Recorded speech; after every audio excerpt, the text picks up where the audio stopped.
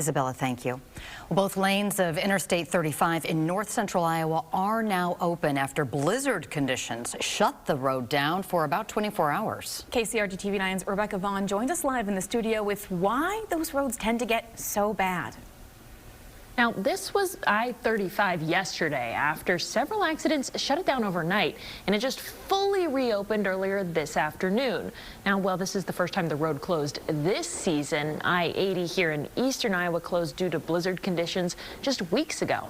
So we asked, what makes the two roads different?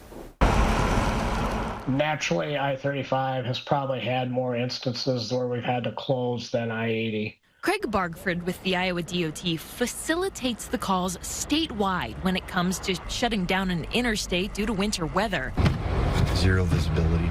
Just like what happened over the weekend on I-35 through flat farmland. So when you take that topography, along with the high winds that we saw yesterday, those 40 to 50 mile per hour winds, coupled with a very light, fluffy snow that can really easily blow around, that's just a recipe for the kind of conditions that we saw yesterday.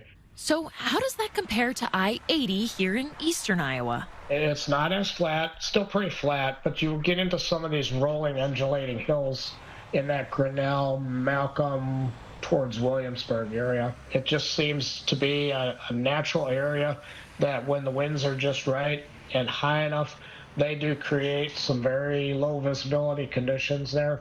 And the direction of the wind impacts the two interstates differently.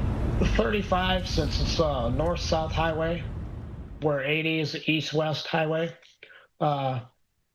typically we get those really strong winds out of the north-northwest, and so that's going to impact I-35 differently than it does I-80. He says that although I-35 closes more often, the number of closures on 80 is trending up in recent years. Now, he wouldn't say if one road was worse in the winter because each storm has different qualities, like what direction the wind blows. Although 35 is now open, he does warn everyone traveling on it to still be aware of slick spots. Live in the studio, Rebecca Vaughn, KCRG TV9 News. Rebecca.